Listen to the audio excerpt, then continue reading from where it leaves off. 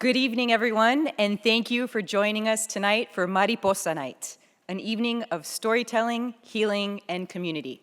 My name is Jessica Perez del Toro. I'm a co-producer of Mariposa Night. Along with my fellow co-producers, we have Kitty Cahalan, Ernesto Covarrubias, Carmen Rodriguez, and Jose Salas.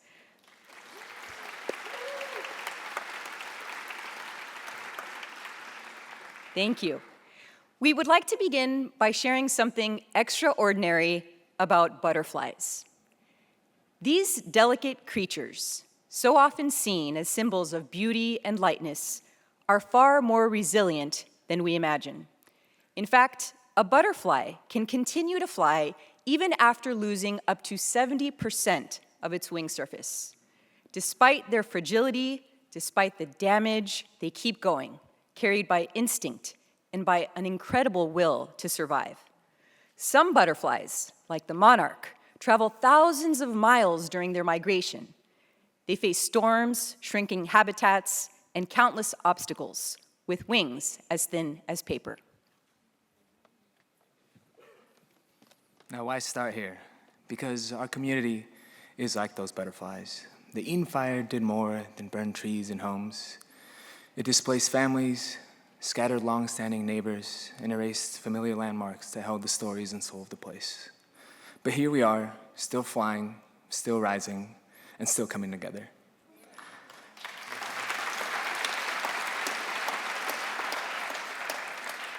That spirit, that resilience is what inspired Mariposa Night.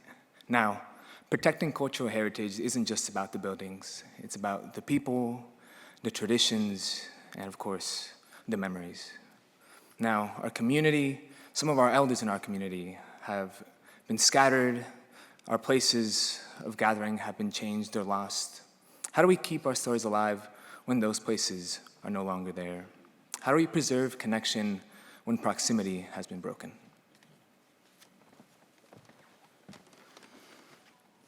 We found guidance in the words of Caltech's Dr. Lucy Jones. She reminds us that we need to hold concerts and events not just for the next 3 months, but for the next 3 years, so that this remains a place we want to be in.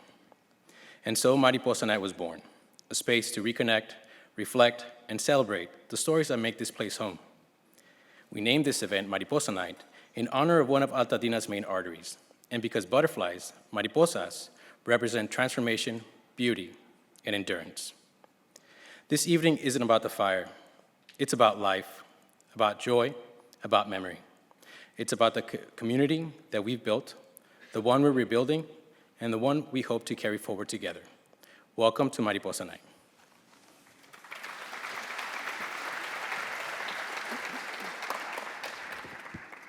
We want to thank the sponsors that made this night possible. Can we have the following in the audience stand and be recognized? Mitch Aiken on behalf of the Caltech Center for Teaching, Learning, and Outreach.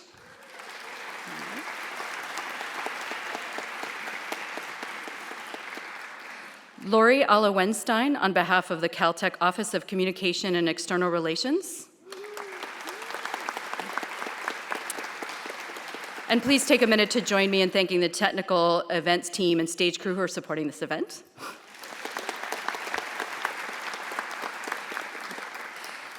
Lizardo Duran, Post Commander of the Veterans of Foreign Wars, Lieutenant Kenneth Bell, Post 3208, and River Jacques, Outgoing Post Commander.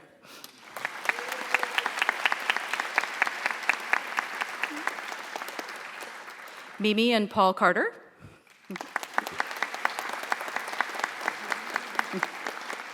And we also want to thank Fire Aid for a grant that helps support this program.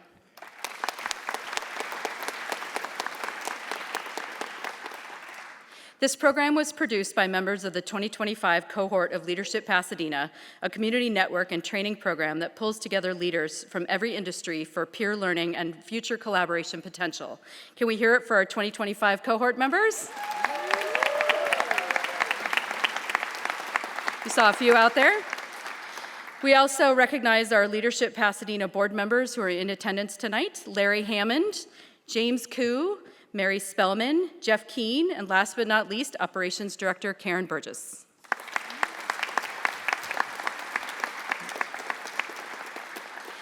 We also want to recognize the many elected officials and community leaders here tonight, including from the Altadena Town Council, Melissa Morona, Kim Yu, and Town Council Chair Victoria Knapp.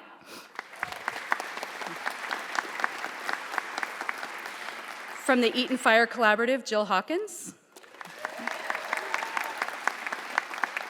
From Pasadena City Council, Jess Rivas and Rick Cole.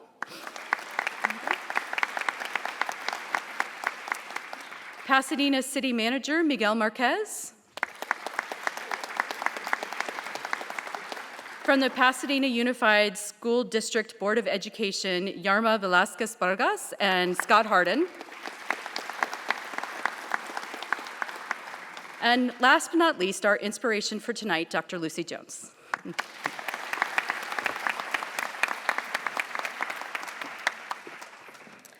Our host for the evening is Roberta H. Martinez, who was born and raised in East LA.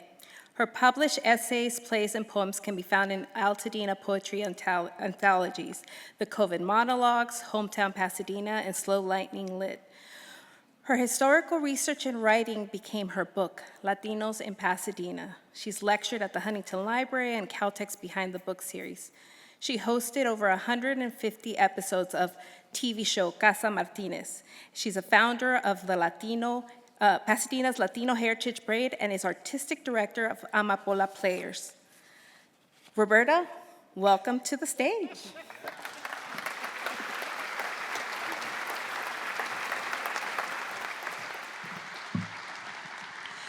Don't it always seem to go that you don't know what you've got till it's gone? A line from Joni Mitchell's Big Yellow Taxi. Generally, it's often harder to take time to look back than it is to plan for the future. And so much gets lost in the day-to-day. The fire that hit us in January changed all that. Some of us lost our homes. Some of us lost our loved ones. And those of us who had to evacuate had to choose what to save, what to let go. Images or tokens of experiences with family, friends, workmates, music and artwork collected over years, my archival research about mi comunidad, a confession. Ready? Technically, I live in Northwest Pasadena. My husband, our critters, and I live a block and a half from Lake and Woodbury. Same home, 42 years. And for the first 15 years, we interacted far more in Altadena than in Pasadena. We went to St. Elizabeth Church. Our daughter's Girl Scout troop had meetings there, enjoyed campfires at Camp Mariposa, and we were a part of International Day at Westminster Presbyterian. And then there was the year that the Girl Scout troop decided that they were going to help on Christmas Tree Lane, deodars and lights.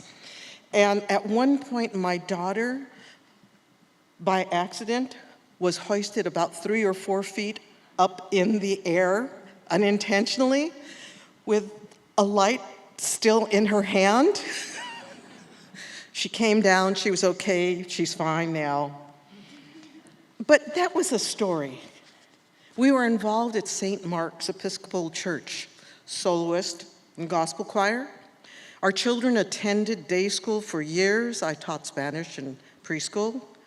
And after school, running errands. At Webster's, Photos by Walt, Dragon Ladies, McGinty's, Altadena Hardware, all these businesses and more were a part of our life. It was like living in a small town. People knew each other, at least by sight. We loved the character of the place. Children played games outside. Families looked like us or shared our values. We were welcomed, and we loved that. Living here, I learned the rich history of this place. And I also learned that sometimes stories can become invisible. I learned about the Tongva, who now have a cultural center over at the Arroyo. They were here before all of the rest of us, and their language still resonates in many of our local places. Hahamangna, Tahanga, Cucamonga. Yeah. And I learned about the Hispanos and Mexicanos who lived here. Eulalia Perez Guillén de Mariné. Now that's a mouthful. Eulalia Perez Guillén de Mariné, a widow who in the 19th century was literate and lived to be 110 years old. ¿De veras? H. Bancroft sent an emissary to interview her. She lived at El Misión San Gabriel, and she spoke of the good and the bad at the mission. She began as a cook, but over the years, she functioned more and more like a COO. And when mission land's ownership was secularized, a rancho was reserved for her. Rancho El Rincón de San Pascual. 14,400 acres. Yeah, that area today includes most of Pasadena, South Pasadena, portions of San Marino, as well as most of Altadena and all of San Pascual. I learned about the pioneers, the homesteaders, and the squatters who came here for a better, freer life. Uncle Bob and Aunt Winnie Owens, Carlos R. Cruz, and the California colony of Indiana. Folks who were abolitionists and suffragists. Stories of the segregated Mexican schools and the deportations of the 1930s, the restrictive covenants, and the peaceful protests that continue to this day. Yeah.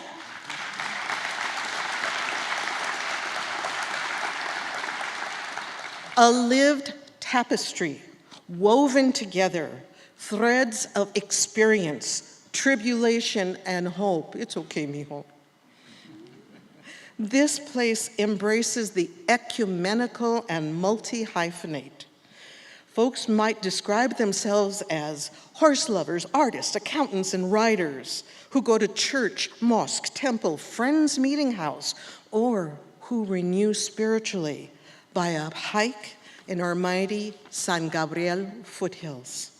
They might identify with words like Black, Chicana, Mexicano, White, Blaxican, Jay, Vietnamese, Latin American, or theoretical physicist. We can hear phrases like, ¿Cómo está acá? When folks greet each other, or merci, when they've purchased a treat at Sarkis for a meeting at the Altadena Library. I'm on Facebook a lot. It serves as my digital backyard.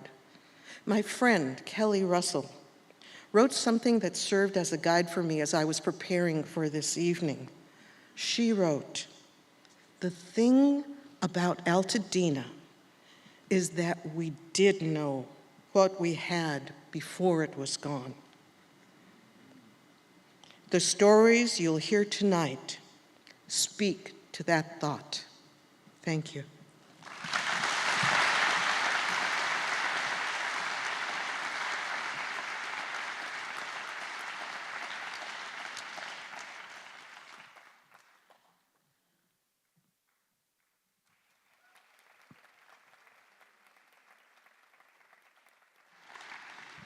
Hello, Altadena. Hello, Pasadena. I grew up in a wonderful big old house on Santa Rosa Street in Altadena. In the attic, Mom had a steamer trunk that was stuffed with her old theater costumes, and on Halloween, she would open it for us. We kids got to fight over who could wear the real Toreador's outfit, or the Persian prince's tunic with turquoise boots, or the chiffon flapper's dress. And we would get our pillowcases, and man, we would be off.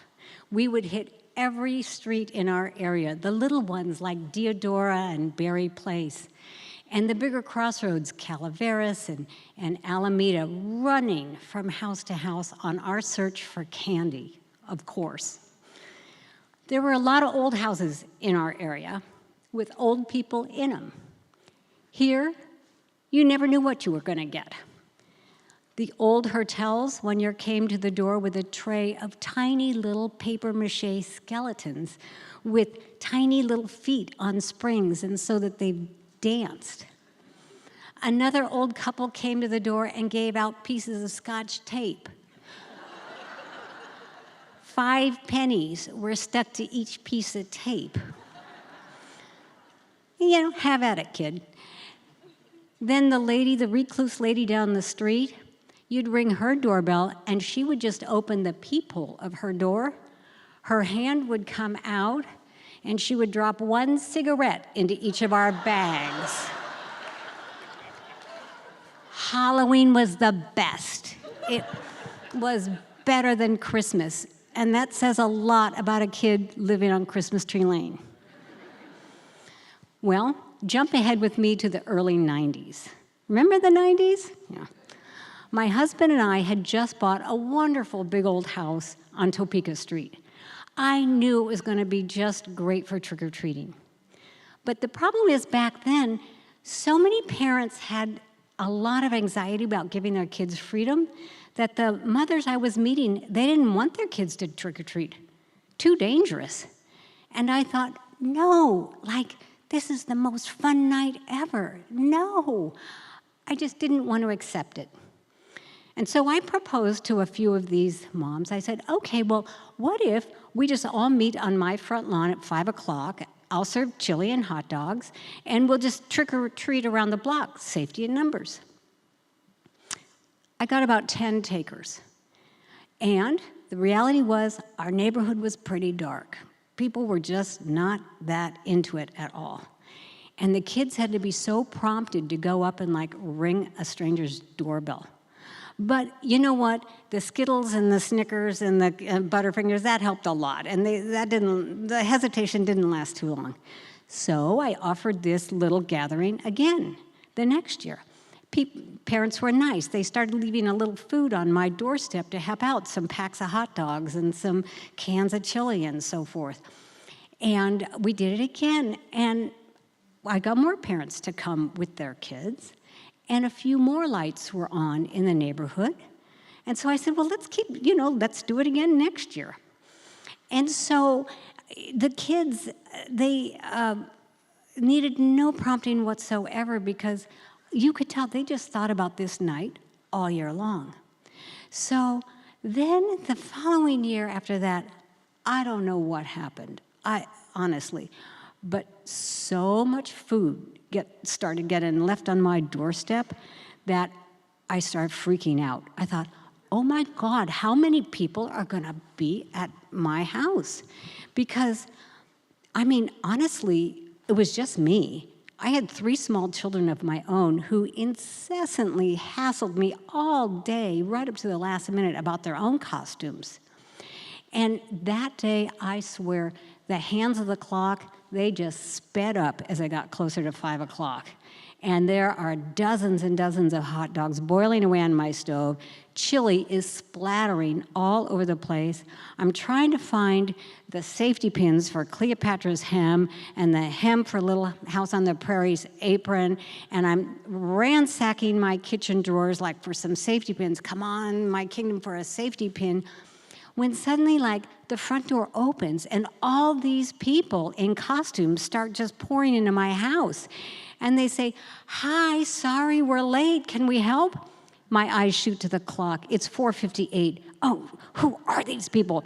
I couldn't tell. They were all in costumes. And they want some help? I thought, oh, well, shit. I mean, sure.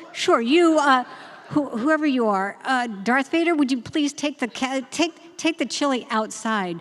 And Morticia, you drain the hot dogs. I'll be out as soon as I can. You guys hold the fort. And so I got a little bit of help, and I got my kids into their costumes. I got out onto my front lawn, and oh my goodness, my entire lawn was teeming with people in fun costumes. Even as more people started pulling up and letting their kids out, and people had to stand on the sidewalk, standing around, and everybody there for a good time. But I thought to myself, okay, going forward to manage this little lawn party, I'd have to do a couple things. So the first thing I decided to do was I was only going to cook 10 pounds of chili and 100 hot dogs.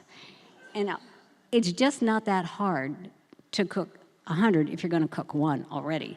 So, whatever. And I thought, okay, I'm just calling it the first 100 eat. Everyone can come, but the first 100 eat. And the second thing I had to do was ask for help, because the truth is this whole thing had rolled out way beyond me. Neighbors everywhere had jumped back into this holiday, and it was next level. Like the house on the corner of Atchison and Catalina, they put a live band on their balcony for the whole street. One dad set up a fortune-telling booth on the sidewalk. Fog machines, of course, everywhere. One house, they would do things like crazy stuff, like they would get pulleys way up into the top of their deodora tree, and they would mount the 3 witches from Hocus Pocus. Remember? One on a broom, one on a mop, and one on a vacuum? People loved it. Of course, everybody handed out, sure, candy for the kids, but the new twist was, sure, a little bit of booze for the adults. And so our sidewalks were packed with people. And I know it sounds ridiculous, but I thought to myself, I think the whole world wants to come to our neighborhood for Halloween. And I was thinking about that, and I thought, yeah, well, that's great. As much fun as we adults have, it all goes back down to the kids for me. For me, it's about giving them a chance to own their street, giving them a chance to know that, the people they never see in maybe the house across the street or around the corner, the strangers, it gives them a chance to know, that person's okay. In fact, that person was nice. And to me, that is the best treat an adult could ever give a kid. Okay. Thank you.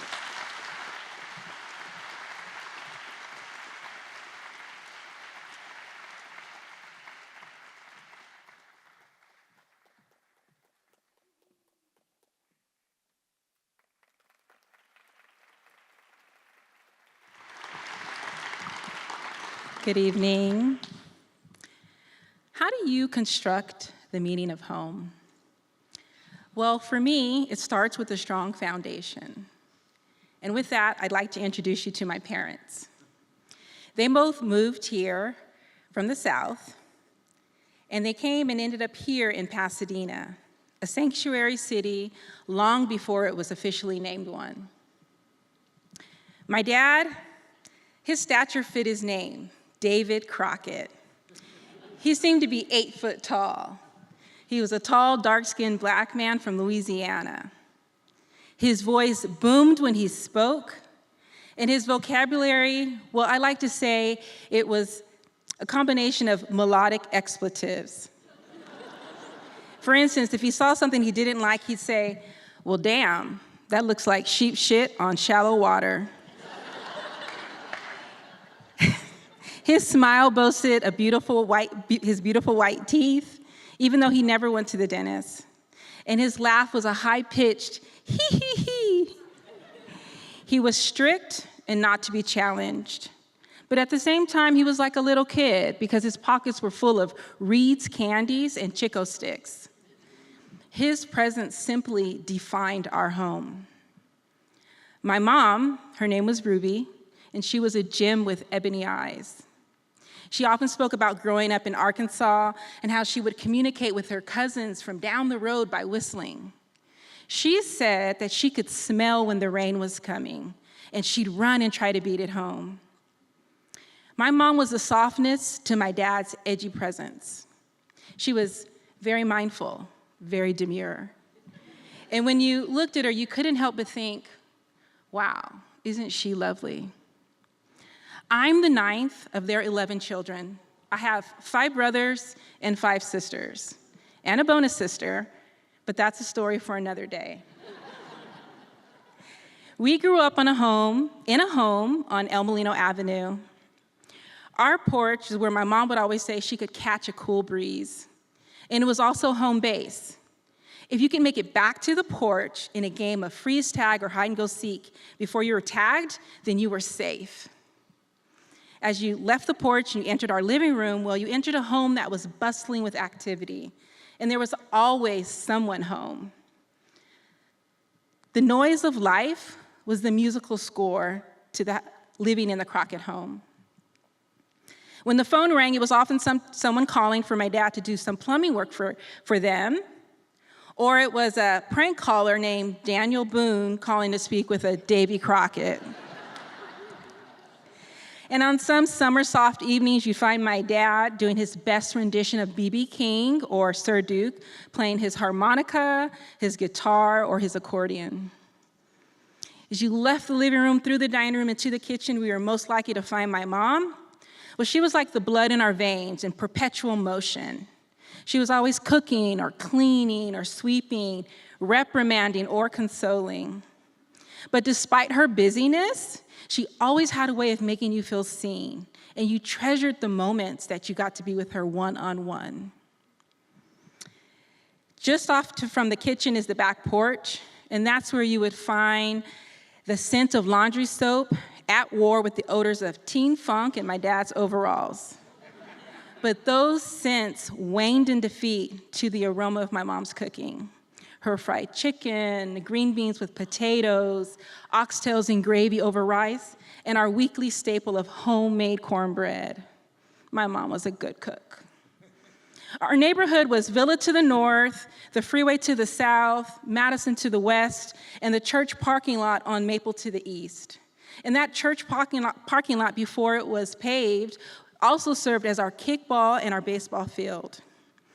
Every property within that perimeter was our playground, and every kid's house was fair game for entry, except for Lucy and Alberto's house. Their parents had a very strict no entry policy. But that didn't matter for us kids. There was nothing a pinky promise or a cross your heart and hope to die. You would gain entry. The kids in our neighborhood were as diverse as the trees that lined our streets. There were magnolia trees, palm trees, bamboo, and oak, just to name a few. And like those trees, the families and their kids had come from all over the world. There were the villas on Villa, the Hawaiian family. They lived right across the street from my first friend, Yadira. Her parents were from Yucatan, Mexico. If you hop your dearest back fence, you ended up in Imelda's backyard and next to her carport. And that carport was our secret hideout. We'd climb the fence, shimmy our way on top, and the branches from the avocado tree just hung low enough to hide us from being seen. Her mom was from El Salvador, and her dad was from Zacatecas, Mexico. At the corner was Rosalind. Her mom was Black, and her stepdad was white. But we didn't care. As long as you can come out and play, you were included. Down the street was Melissa and Joelle. They were second or third generation Mexican Americans. And 2 doors up was my friend Natalie. She was born in Trinidad, and she introduced me to the dish pilau and roti bread. Then there was Isidro and his brother. They were what we called güeros, meaning they had light hair and light eyes, and also spoke Spanish. But most importantly, they had mongoose dirt bikes. And they were the envy of every kid in our neighborhood. But eventually we all got a turn, whether we promised them treats or that they could be the team captain for the next game. There was rarely an agreement we couldn't come to by a simple game of paper, rock, scissors. Around the corner was Han, Chow, and their cousin Loom. Their backyard butted up against our backyard. But before they moved in, there was another family, and their teenage son threw huge rock parties. He'd come around to the neighbors and say, hey, please don't call the police in case the music got too loud. And inevitably, it always did. We'd all sneak to the back and look over the fence and watch all the kids dancing. And if I couldn't quite see, one of my siblings would hoist me up for a better view. I wonder today if one of those live rock bands was possibly an up-and-coming Van Halen or another star that was due to become famous. The other neighbors in our neighborhood were people like Mr. Cox. He was oftentimes, I think, drunk, and he'd stumble down and stand across the street from our house, put his hands above his eyebrows, and just peer into our front window. We would be inside thinking, what is he doing? Perhaps he was wondering something was going on in our village ghetto land. Then there was Bruce. He kept pestering my parents to let us kids walk in some new parade that he was a part of called the Doodah. My dad was not having it. But best of all was Mr. and Mrs. Reeves. They lived next door to us. And they gave candy out to the entire neighborhood, to all the kids in the neighborhood. On Fridays, we'd run from the bus stop, trying to be the first in line to get our 2 pieces of candy. And then they also let us collect the pecans that fell from their pecan tree, as long as we saved a little small bag for Mrs. Reeves. And on hot Saturday mornings, he'd turn on his sprinklers, and all the kids would come, and we'd run through his sprinklers. Well, we grew up, and time passed. And as time passed, so did Mr. and Mrs. Reeves. And we wondered, who were our neighbors going to be? Who would move in? We had a talk with God, and he answered our prayer with a newly married couple, the Vinceys, pregnant with their first child. They were and continue to be a blessing to our family. They checked in on my parents over the years as my siblings grew up, got married, bought homes of our own. My mom and dad's house got quieter and quieter, and they got older. And then one day, my dad took a trip to Saturn. You'd want to think that perhaps he was at the racetrack or the hardware store. But he was gone, and his chair was empty. My mom held on for another 12 years, and then she began to ask us, "Can you take me home?" "Mom, what are you talking about? You're home. Look around. Please, take me home." "Mom, I want to go home." There she was in a house she cooked and cleaned and raised a family of 11, and she didn't recognize where she was. Despite the tears, there was joy, because when I think about my home, I think about it as a pastime paradise. It was simply magical. But in the words of Stevie Wonder, if it's magical, then why isn't it everlasting? So when I think about home, I think about the scents, the smells, the tastes, the feelings, the memories. Together, they embody home for me. And so I entreat you all to love your neighbor as we're called to do. Because especially now, love is in need of love today. Thank you.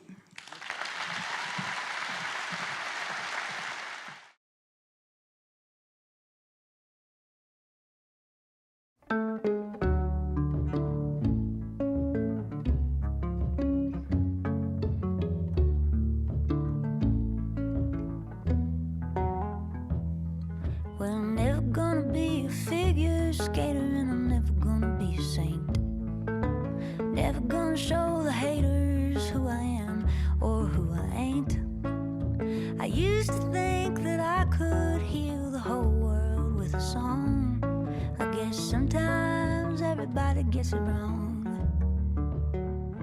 But when the darkness descends, I call up my good friends. They come down to the river bend, crack me up until the light gets in.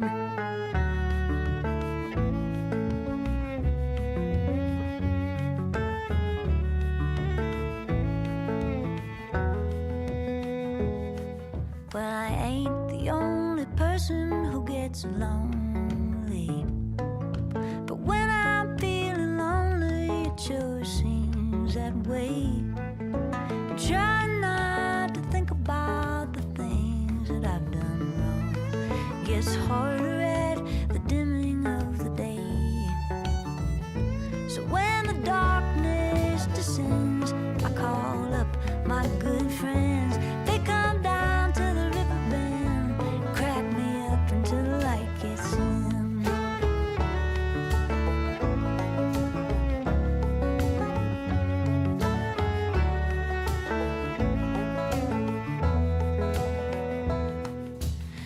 on those days when hope feels like a needle in the hay.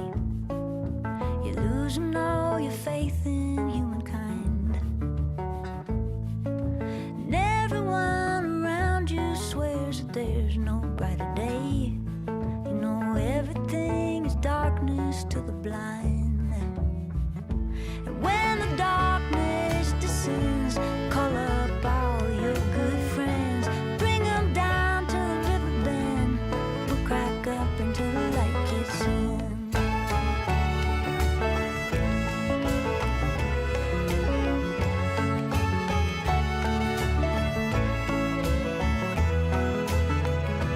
When the darkness descends, call up all your good friends, bring them down to the river bend. We'll crack up until the light gets in.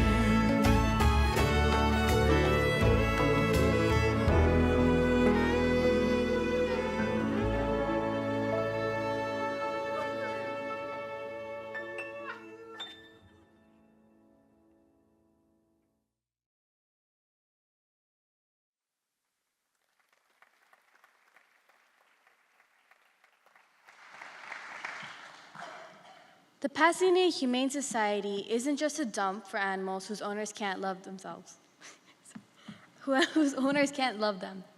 It's a place where you can find companionship and best friends, and it's where I, along with many of you, have found our little fur babies. If you haven't had the pleasure of owning a pet, you have at least seen another with one. The bond between them is so strong and unique and custom to each pair.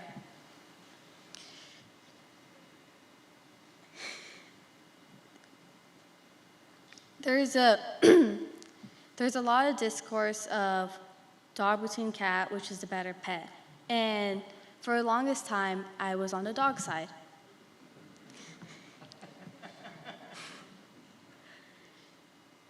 My aunt had a dog, my uncle had a dog, friends had a dog, I had a dog. And that held up until about 5 years ago. It was Christmas.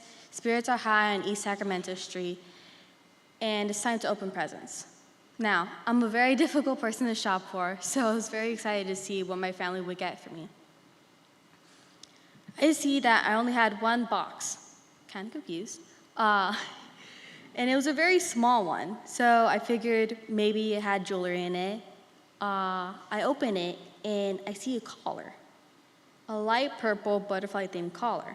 Now, sitting there, all confused, while my family share a sad look with each other that I can't decipher. I'm told to close my eyes, and so I do. From what I can hear, I deduced a large box was placed in front of me. When I am then told to open my eyes, I can see that I had guessed correct. Upon further investigation, I could hear a little scratchy noise coming from inside, like something trying to get out. Now, I know for a fact it's an animal, and there my excitement shoots up sky high. Super excited to get a new pet. I open the box, and I see a little black ball, a little black fur ball with the most beautiful dark green marble eyes.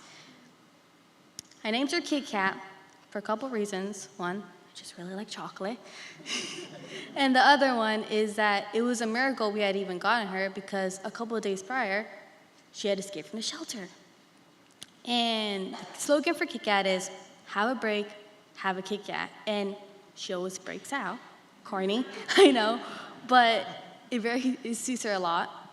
Because even now, she still tries to escape. But she knows where her home is and always comes back to us, to me. Thank you.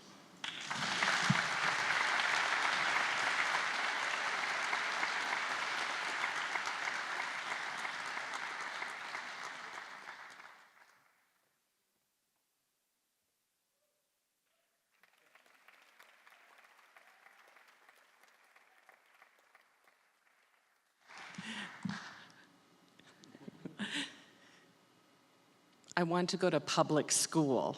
I heard my son Micah's voice from the back of the minivan. What? Why did he want to leave? We were very involved at St. Elizabeth. I bled green and gold. I led events. I was popular, finally. And oh, those Catholic school mamas, They were so much fun. We bonded and commiserated over raising these kids, and they were the drinkiest gals. They could put it down. I mean, it was his first miracle, right? Turning water to wine.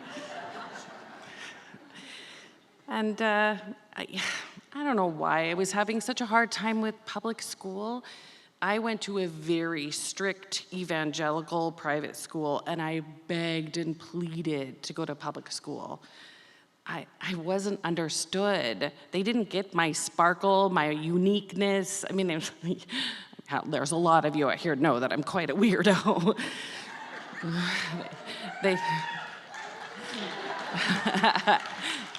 Yeah, they didn't get it. And Micah sparkled too. He was unique too. He didn't fit into the private school mold.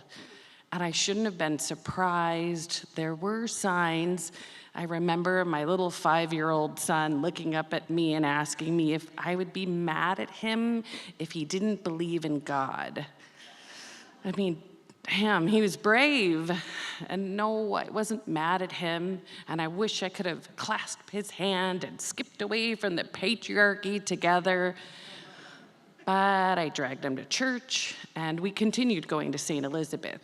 But he planted a seed that day. And so when he was in 5th grade, we went on a tour to Elliott Middle School. Yes, Elliott. And my little one came with me, my daughter, Iris. She was only 4 at that time, and she was struggling to go up the stairs to see the upper classrooms. And there was a young lady, she's probably only an 8th grade student, but she was on the stairs with Iris, and her shirt was cut all the way up and down her back, so you could see her bra strap, and her whole back was open. And of course, I clutched my pearls, and I was appalled. And is this what the students look like at this public school? But she reached out her hand to Iris, and she looked at her, and she said, "Can I help you walk up the stairs?" And Iris looked at her and smiled, and they walked up the stairs together. And the paradigm shift at that moment bitch slapped me across the face. Am I a Karen? Was I biased? Oh my, was God there at that moment? What if God is one of us? What if God was that young lady walking up the stairs? So guess what? We went to Elliott Middle School. Of course we did. And it was awesome. And of course, I became very involved. I was the PTA president. I led events. I made amazing friends. But Micah thrived. He met his people. He found out who he was and who he loved. And how did he do that, you say? Rock and roll! He found the rock and band class, and he was hooked. He's an amazing bass player at 13. Little Kids Rock is a nonprofit foundation that supported public schools. They provided instruments and support, and Elliott, in turn, made a safe space for kids to become musicians and artists. And it was so amazing. These kids encouraged one another. Micah, who we were called into countless meetings with the teachers at St. Elizabeth, they didn't understand him. He was questioning and rebellious and boisterous. But at Elliott, he was a leader, and the rock band, they encouraged one another. And the most amazing thing happened. Little Kids Rock invited the Fusion Elliott Rock Band to come and play at their annual fundraiser at the PlayStation Theater in New York City. What a culmination for these 8th graders. Micah was locked in. He was listening to the music direction of Will Lee, who is also a bass player for Late Night with David Letterman. the Fusion played with Bonnie Raitt and Elvis Costello. Come on. These kids didn't even know who Elvis Costello was. And I am losing my ever-loving mind. Because of course I chaperoned to New York City. Like you can stop me. The Fusion and Elvis Costello played Peace, Love, and Understanding together. And isn't that what we are, what we need as a community, as Altadenans, as parents? Peace and knowing that we're gonna be okay. Our kids are gonna be okay. Loving them for exactly who they are. And understanding that our children, it's their journey. They are the navigators. Thank you.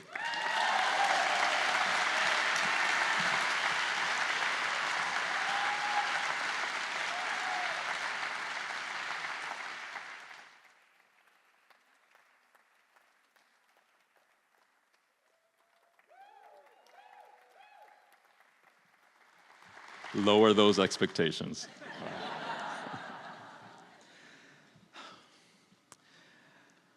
My childhood in Altadena in the 60s was both magical and menacing. Seeing deer cross the street and going into the canyon near my childhood home in the Meadows, magical. Riding my one-speed, brake pedal bike in the foothills and in the canyons until the chains fell off, magical. Going to Webster's toy store, buying comic books, and looking for the next model I could build, especially the Universal monster models, the Frankenstein and the Mummy that would glow in the dark, magical. Every year going to the old-fashioned day parade, and then going to the festival afterwards and riding the Ferris wheel, and it taking you all the way up to the top, and you could see that view all the way to Los Angeles, magical.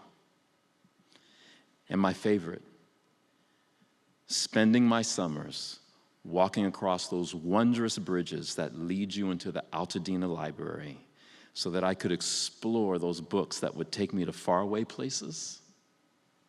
Magical. But it was also menacing. Menacing because I didn't understand why I was harassed and hated and bullied for just existing. Menacing because when busing and desegregation started, there were people protesting in front of my elementary school, protesting me. Menacing because the Altadena sheriffs had a reputation for abusing black and brown people, that they would take them up into Cheney Trail and beat them down and then bring them back to the station. Menacing because my dad was one of them. Menacing because he was even worse at home. My dad was an unhappy, angry man with a badge and a gun. He put my mother in the hospital. He put me in the hospital. And his words were even more damaging than his blows. He would relentlessly tell me that I was stupid, that I was an accident, that I was a mistake, that I would never amount to anything. And so I would become nothing. While he demanded everything. He insisted on perfection. Anything less than an A meant another punishment, another beating. So I learned how to become small. I learned how to hide. I learned how to become invisible. And so on the first day of 5th grade, when the bus dropped me off at Loma Alta Elementary, I made a beeline to those giant storm drainage tunnels that were behind the school, and I would hide there until the bell rang for us to line up and go into class. And that was the day that I met Beth Wells, my math teacher. Now, in my head, all my other teachers sounded like those adults in a Charlie Brown cartoon. Wah, wah, wah, wah, wah, wah, wah, wah, wah. But Beth Wells, every time she opened her mouth, the words that came out sounded like a song.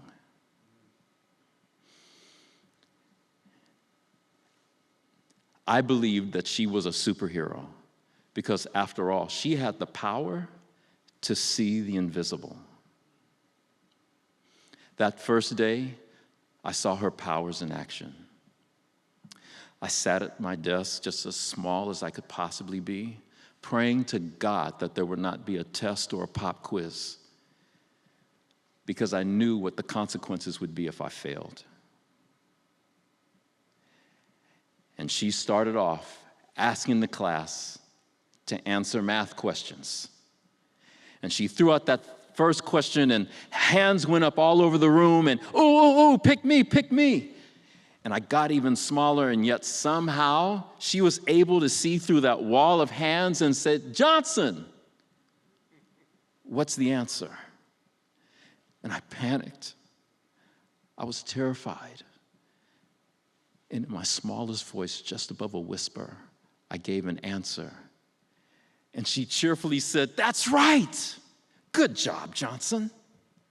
And so then she asked the second question, and my hand was just barely up. And again, that wall of hands, and she saw me and said, Johnson, what's the answer? And this time I answered a little louder. And she said, that's right. You're smart, aren't you, Johnson? Third time she asked the question, my hand shot up. Johnson, what's the answer? I gave it. She said, Johnson, you're a genius.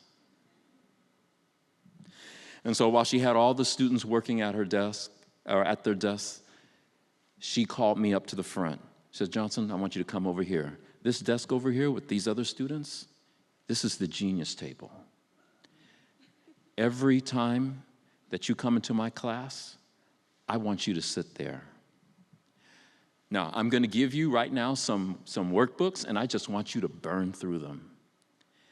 And if you have any questions or if you have a challenge, just raise your hand and I'll come over and help you. But I really don't think you're going to be raising your hand that much. Every day after that, I couldn't wait to get to Mrs. Wells' classroom. Everything about it was home for me.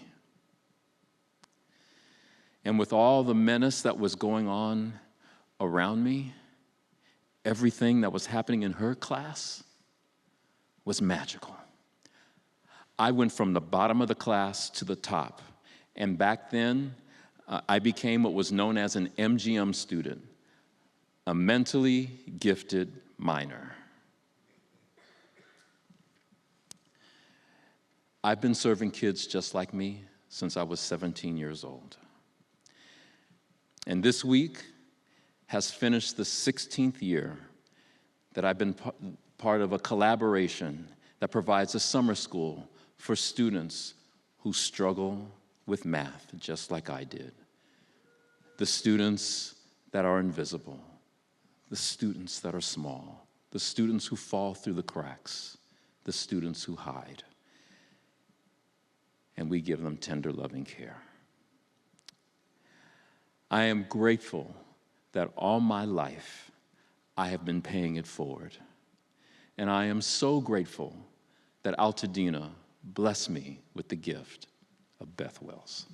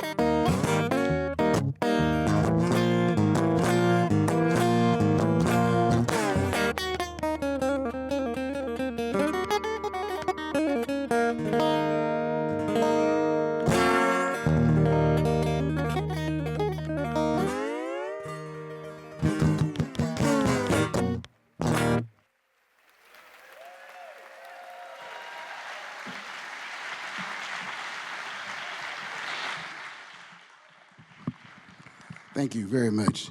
Just so you know, I'm nervous, okay? So we got that out of the way. All right. Been playing that thing for 40 years, 40 plus years. Not that particular guitar. That's my latest guitar in my collection. Her name is Miss Joy. I named her after a flight attendant, but that's a story for another time. So, all right. The reason why I play that thing is because of a dear friend of mine, Mr. Raynard Franklin. Raynard Franklin was somebody that I met. I was raking some pine needles out of my yard on Ventura Street. And I'm like, you know, my dad always would do that, have me do that. And Raynard cruised by, and he was just singing, and he was just like a real free, open brother. And I liked that, because that's how I wanted to be. And we talked, and he was about music, and he was telling me about music, and he invited me over to his house. So I went over to his house, we hung out. In his garage, he had this old raggedy piano. Half the keys were flat. It was out of tune. The chords we were playing were incorrect, but it sounded good. And see, I've been wanting to learn how to play guitar since I saw the Jackson 5 on television. And I wasn't tripping about Michael Jackson. It was Tito and Jermaine. I see these dudes, these big old naturals, and they got the bell bottoms, and I said, that's what I'm doing. But, you know, time went on, and I didn't get the chance to do it. Raynard brought that spark back to me. So we would go to the house, and every weekend, we would just go in there and play. I would go get me an old bottle or something like that, or a bucket, and just play with him. And a year later, I finally bought my first guitar, raggedy guitar. But we got to playing, and every weekend, we thought we were doing something. We were just doing, you know, and then you ever know that house when everybody goes to that house? That was his house. Raynard had 10 siblings, and his attitude was free. Raynard came from East LA. He was from Aliso Village. He moved to Altadena with his mom. And, you know, so we just had a blast. We would sit in the room listening to records. Oh, yeah, and Raynard's favorite artist in life was Stevie Wonder. It was all about Stevie Wonder. And Raynard introduced me to Bob Marley and introduced me to so much, John Coltrane, Jimi Hendrix. So we would just do that. That was our thing. Then we'd get up on the morning on Saturdays, and we'd pull out the LA Weekly and say, yo, there's a reggae festival at the Florentine Gardens in Hollywood. Where's that? I don't know. Get the Thomas Guide. We get the Thomas Guide out. Yeah, you go down that way. And guess what? We never found it. We'd just go somewhere else and hear some music. That's how we were, you know? So it was really cool. We used to do that a lot. And we'd either go to concerts, listen to music, jam. Sometimes they would have events at Charles White Park, and we would go there and listen. And it was just all about the music. So this one weekend, it was the day before Superfest at the Rose Bowl, right in our backyard. Everybody's gonna be there. Stevie Wonder was the headline. Frankie Beverly and Mays was there. Aretha was there. Ashford and Simpson was there. Quincy Jones was there. Luther was there. And Third World, my favorite band, was there. We going. So we sat there the day before the concert, and we just talking, probably listening to some records. And Raynard said, hey, yo, why don't we, I got an idea. I'm like, what is it? He said, why don't we roll down to the Rose Bowl, and we can hop the fence and find a place to crash out, and we can sleep there and get up in the morning, and we don't have to buy no ticket. Okay, again, Raynard's from East LA. He's from the hood. I'm from West Altadena, okay? I'm what you call bougie black. We didn't do that stuff. Mm-mm. I was raised by somebody you probably know from this community. I was raised by Joe Hopkins. That was my dad. Okay, all right, okay. I was waiting for a few groans, because whenever I say my dad was Joe Hopkins, I have to look at their face to see, was it a good experience or a bad experience? But anyway, so that was me, but I like Raynard, and I'm trying to be cool, because I don't want to be like, okay, yeah, we'll go down there. Yeah, we'll go down there. It'll be all right. We got this. And I'm just praying to Jesus that it fails. That's me. That's who I am. Everybody knows me. That's how I am. So we get in the car, we roll down to the Rose Bowl. So we get out there, and we're walking around, and we're looking, we're trying to find an inn. And sure enough, there was a fence that was wide open. I'm like, dang. All right, let's go. Come on, let's go. We're going to go. All right, so we go inside the fence, and we're walking around trying to figure out how we're going to get in and plot this out. And then we're walking at the front tunnel on one side, and there's a front tunnel on the other side. And in drives in a limousine. And we're like, oh, shoot, check that out. And I figured because it was the day before the event, it must have been sound check time. So we're standing there looking at this limousine, like, who is in there? And Reynard said, I know who's in. I said, no, don't even go there. Don't stop. It ain't gonna be like that. So we watching. He said, I know. I said, stop, just be cool. So we watching, and we're looking, and then the door opens, and Stevie Wonder steps out the limousine. I mean, we about to lost our mind. We just, should we go up there? No, we shouldn't do that. We shouldn't do that. And we're just in this moment, and Reynard says, hey, Stevie. And Stevie's holding on to the door, and Stevie goes, hey. And then Reynard said, we're gonna see you tomorrow. And Stevie said, I'm gonna see you too. And what was cool about Stevie was he was wearing tennis shorts. He had some Adidas on. He had like a tennis shirt. I said, like, he just got through playing some tennis. I said, maybe he was. I don't know. We don't, turn to your left. So anyway, they take him down the tunnel. So we're just like, the adventure has just begun. So we go down the other tunnel. And we walking in there like, what's happening? And of course, I'm doing like this, looking for security, and he walking. And then we get in, and we see the Rose Bowl. Now, when you walk into the Rose Bowl, it's such a majestic sight. It really is. We saw the chairs, the grass was perfect green, you saw everything. And to my right was the stage. And on the stage was Quincy Jones, just getting done with the sound check. I'm like, yo, Reynard, look, Quincy Jones, and I think that's Jeffrey Osborne, and we just where we supposed to be, We hanging out like we part of the entourage. We just hanging out, talking to everybody. We ran into this one beautiful woman. We ran up on her and we started talking to her. And it was kind of beautiful because her hair was like braided, but her braids were so small, they were like strands. It was like, we're 19 years old. We're in this moment. We can't believe it.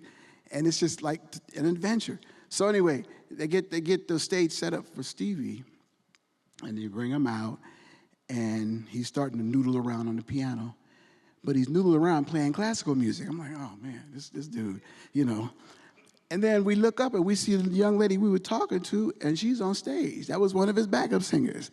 So we in now, and then so we're just sitting back. I had my 35 millimeter camera. I took pictures of the event, of the whole thing. Unfortunately, I didn't do a selfie because I don't know how to do it on a 35 millimeter. And we didn't do that back then. But we were living in a moment. That was the main thing. I wasn't going to try to take pictures. We do this phone thing. We just live in a moment. You know what I'm saying? So we're sitting there, and they're doing whatever they're doing, and something happened because the tone changes. And it's pretty clear Stevie's upset about something. Now, as a performer, I understood what was going on. The sound wasn't right, and there was some issues with the sound, and I think he was fussing about it. He wasn't fussing. They say don't meet your heroes because you don't know, but it was clear he was upset, and he was like this, hey, well, I don't know, they won't get the sound right. Maybe we ought not just come tomorrow. I said, uh-oh. And it was then I felt this. Oh, security. Hey, how you doing? How you doing? Yeah, we with the band. He said, you guys have to leave. So I said, oh, all right, come on right now. We got to go. Come on, we got to go. Security. It's real. We got to go. So we walk out. We didn't care about the adventure. We didn't care about staying the night.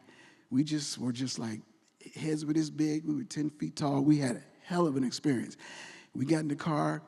We rode up Lincoln Avenue, turned on Ventura Street, went to his house on Glen. I lived on Ventura. We sat in that garage and we played all night as if we were going to be there at the concert too. We just knew he was somebody, you know what I'm saying? And it's just, sadly, I lost Reynard in 2018. He got ill, so it was kind of sad. But, and I really, really miss him because there was a period in our lives, how you get your homie and everything's great, and then kind of things pull you apart. And we just hadn't been speaking, and he had moved to Arizona, which is where his people's from. And he called me on my birthday So we made it a habit to call each other on each other's birthday. And one day he didn't call me back, and I found out what happened. So I miss him so much. But you know what? Every time I play my guitar, Reynard's with me, every time. So thank you so much for listening.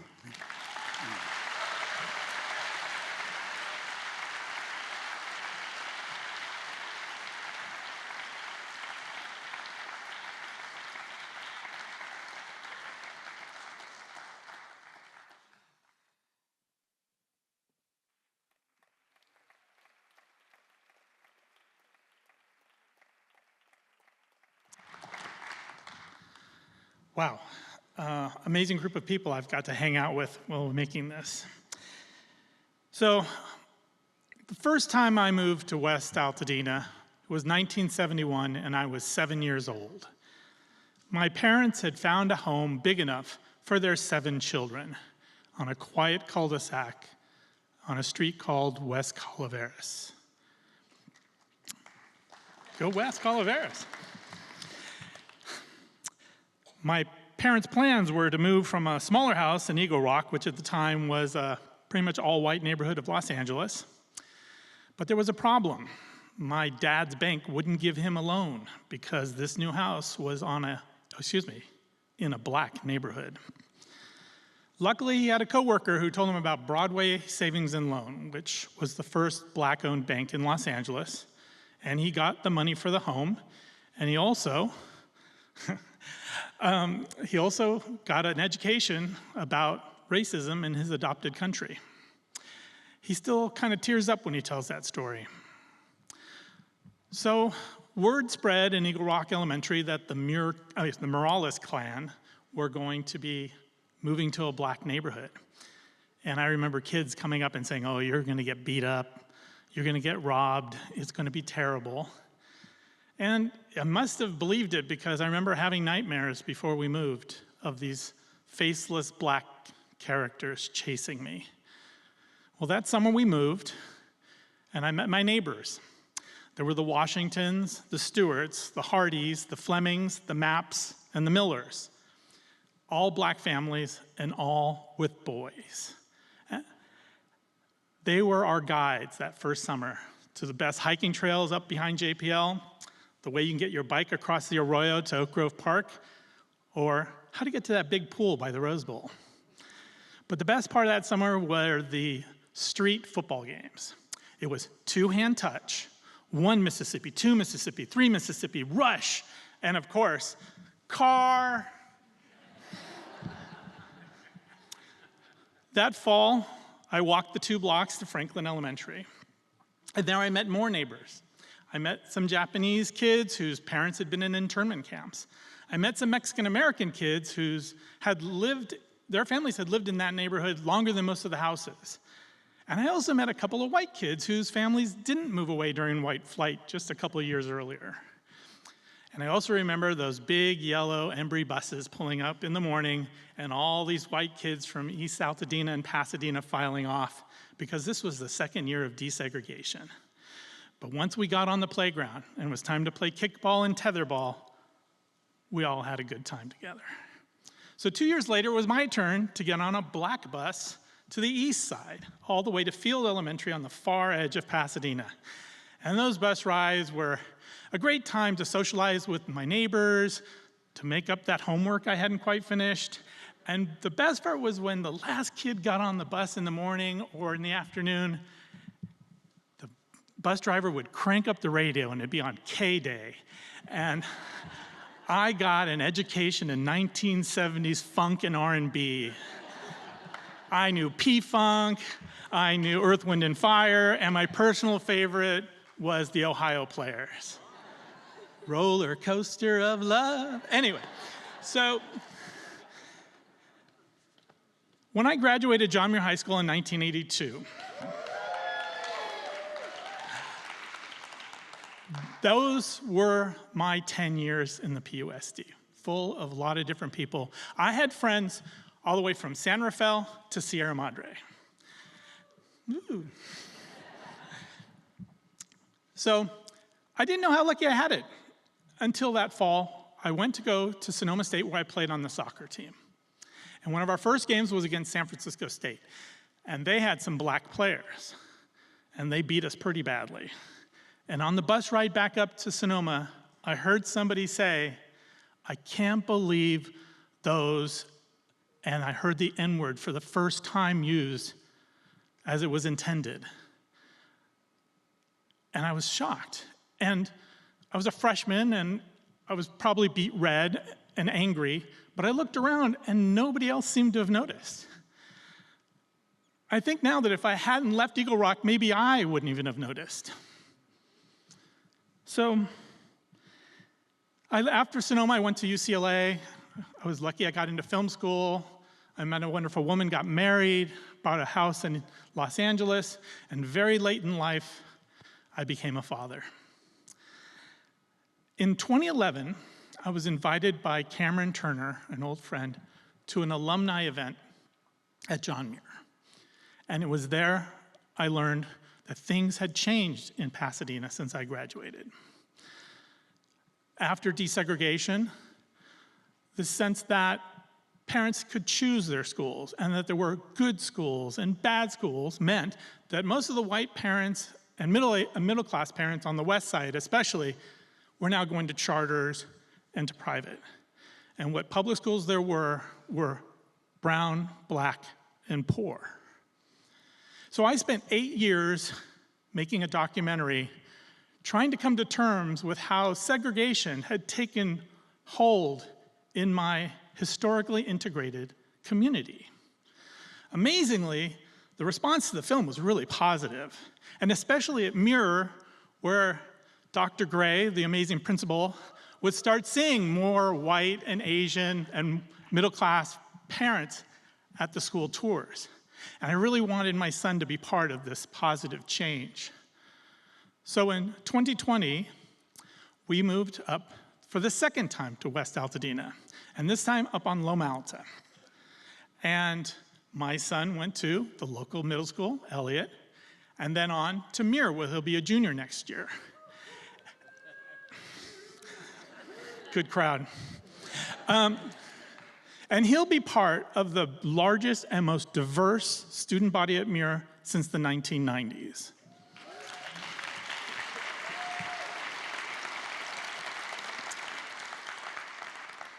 But also, there's no families up near Loma Alta that seem to be going to Muir. So he's not having those friends on the street like I had. Well, the fire came, as we all know. It didn't get as far as West Calaveras, so my childhood home still stands. But it did take my home and most of my neighborhood in Loma Alta. Shortly after the fire, I was getting calls and emails from journalists from all over the United States as well as in Europe. People were really interested in Altadena and its integration and diversity.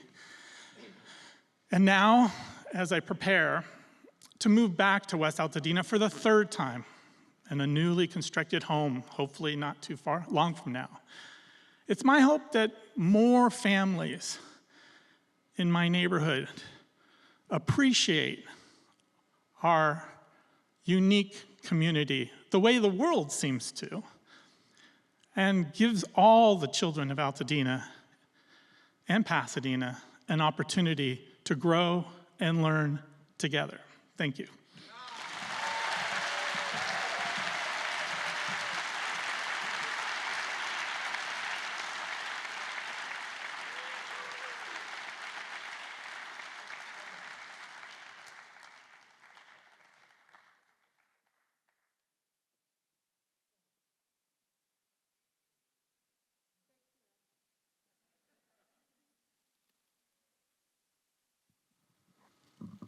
So many stories. And during that time that you had those 3.5 minutes, y'all were making a lot of noise. You had so many stories, so many thoughts. You may have even been thinking about folks who weren't able to be here today that you wish had been able to be here to share some of their stories with the other parts of the community that were here. Now, magically, there should be a QR code behind me. If you are interested in sharing your stories, if you know of a friend who has been dying to share their story so they don't feel alone, so they don't feel like they're the only one who is having to go through this, who has a wonderful story of hope that will help people that are feeling sad, who is feeling just downright feisty and they've been wanting to tell this story for a really long time, and they finally have an opportunity to do so. Tell them about this QR code, because sometime in the future, there's a real possibility that we may do another Mariposa night. Yeah, you would come back to that, right?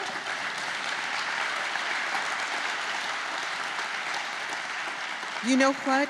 You could even use the QR code and say, damn, that was good. We'll take it. We'll take it. Thank you for being here this evening.